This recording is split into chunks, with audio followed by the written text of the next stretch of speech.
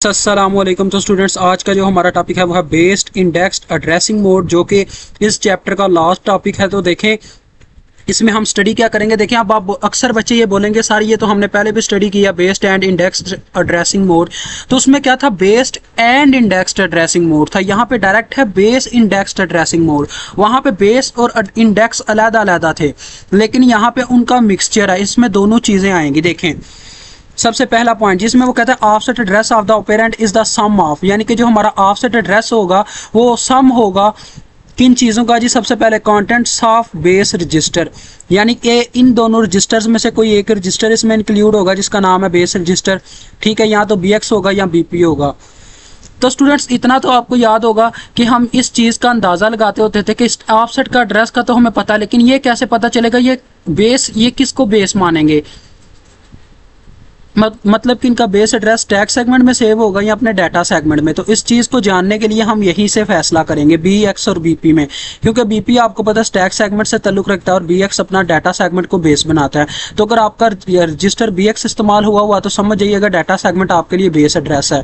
ठीक है, और अगर BP इस्तेमाल हुआ तो समझ जाइएगा टैग सेगमेंट है।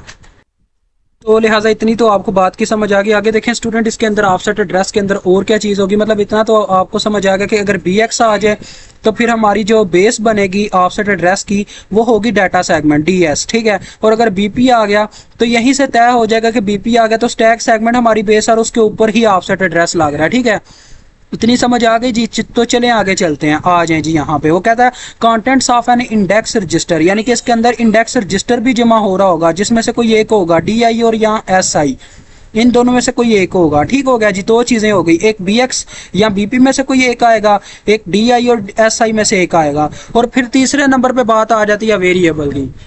ठीक हो गया जी, वो वेरिएबल हो सकता है स्टूडेंट A हो सकता है, W हो सकता है, अरे के नाम से अक्सर लिखा जाता है। ठीक है, और उसके बाद वो ये भी हो सकता है कि उसके साथ कोई कांस्टेंट भी आ जाए, देखो पॉजिटिव या नेगेटिव, या ऐसा भी हो सकता है कि ये दोनों के दोनों आ जाएं।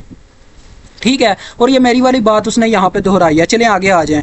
अब वो जी बेस इंडेक्स्ड एड्रेसिंग मोड का हमें, तो यहाँ पे हम इसको लिखने के तरीके सीखेंगे कि इसको कितनी फॉर्म्स में लिखना, क्या लें कि इलीगल समझा जाता है और कौन सी फॉर्म में लिखना इलीगल है। ठीक है, तो देखें ये सबसे पहली फॉर्म है जिसको आप इस फॉर्म में लिखें तो लीगल है, यानी कि बाहर वेरिएबल कांस्टेंट दोनों तो नहीं होंगे, सिर्फ वेरिएबल होगा। ठीक है, वेरिएबल बाहर लिखा और अंदर बेस रजिस्टर स्केलर ब्रैकेट्स में, फिर स्केलर ब्रैकेट्स में इंडेक्स रजिस्टर इस तरह से लिखा हो। या ऐसा भी हो सकता है कि सारे के सारे अंदर जमा हो रहे हों। ठीक है, साथ में कांस्टेंट भी। और ऐसा भी हो सकता है कि वेरिएबल बाहर हो और बाकी ये सारे अंदर प्लस हो रहे हों। और इसकी अपोजिट फॉर्म ये भी हो सकती है कि कांस्टेंट बाहर हो और वेरिएबल अंदर प्लस हो रहा हो। और एक और बात स्टूडेंट, ऐसा भी हो सकता है कि बेस रजिस्टर, इंडेक्स रजिस्टर और वेरिएबल ये अपनी जगह भी एक्सचेंज कर सकते हैं। पहले वेरिएबल आ जाए, फिर बेस रजिस्टर, फिर इंडेक्स रजिस्टर, लेकिन फॉर्म यही होगी कि बाहर कांस्टेंट भरा और अंदर वेरिएबल, या बाहर वेरिएबल और अंदर कांस्टेंट। ठीक है, ये चार फॉर्म्स हैं जिसमें आप लिख सकते हो इसको।